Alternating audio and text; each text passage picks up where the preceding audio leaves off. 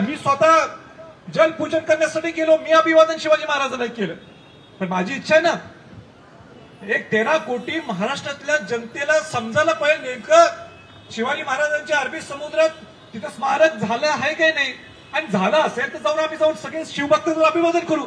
हे काय मला पोलिसांना विचारायचं आहे. एक मिनिट, कायदा राजा आगे बढ़ो, आपण कायदा हातात घेतोय का? आम्हाला कायदा हातात घ्यायचाय का? मुळीच घ्यायचं नाही. इथं डिजिटल बोर्ड लावले.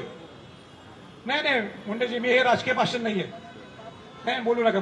तुम्ही सुद्धा नाही बोलाय, कुठे नाही बोला. हे राजकीय भाषण नाहीये. हे माझा त्या घरात माझा जन्म झाला, माझा अधिकार आहे थोडं बोलायचं.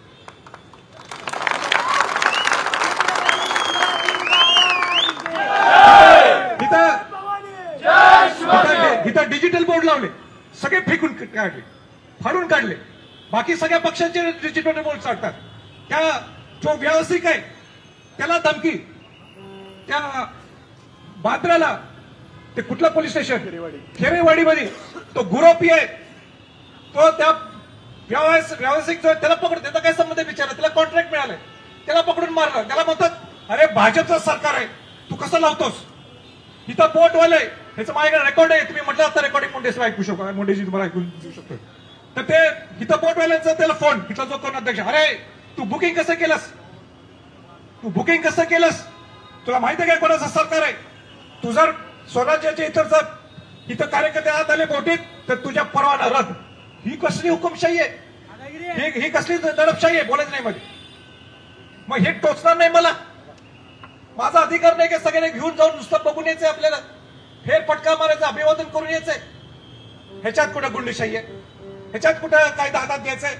बर, बोटवाल्याने सुद्धा काय सांगितलं, मी पत्रकार बंधूंना तुम्ही नोट करा की जिथं लाईन आहे, जिथं बोटी पलीकडे जाऊ शकत नाही तिथं मुळीच जायचं नाही जायचं तिथं मुळीच.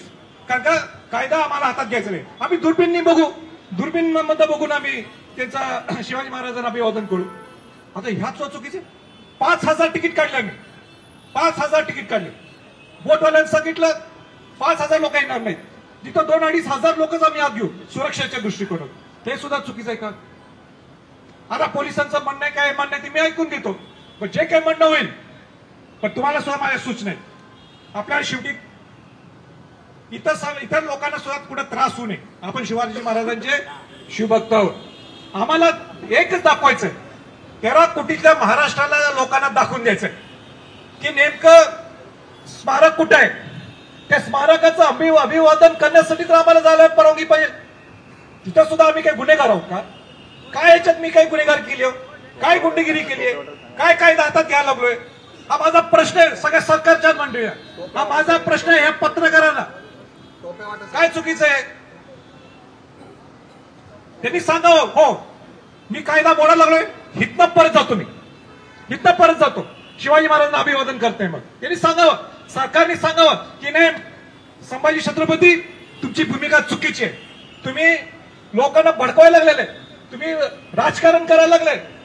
अनेक लोक मला म्हटले अहो तुम्ही आत्ताच निवडणूक आली म्हणून तुम्ही करायला लागलाय का? अहो ज्यावेळी स्वराज्य पक्ष आत्ताच स्थापन झालाय, या 8 दिवसाच्या अगोदर, त्याच्या अगोदर कोणी भूमिका घेतली हो? मी होतो. गडकरी कल्याणासाठी भूमिका कोणी घेतली? हा संभाजी छत्रपती. हा पट्ट्या संभाजी छत्रपती नुसता दुर्गांच्या बरोबर बोलतो, कोण बोलत नाही, सगळ्या मतासाठी.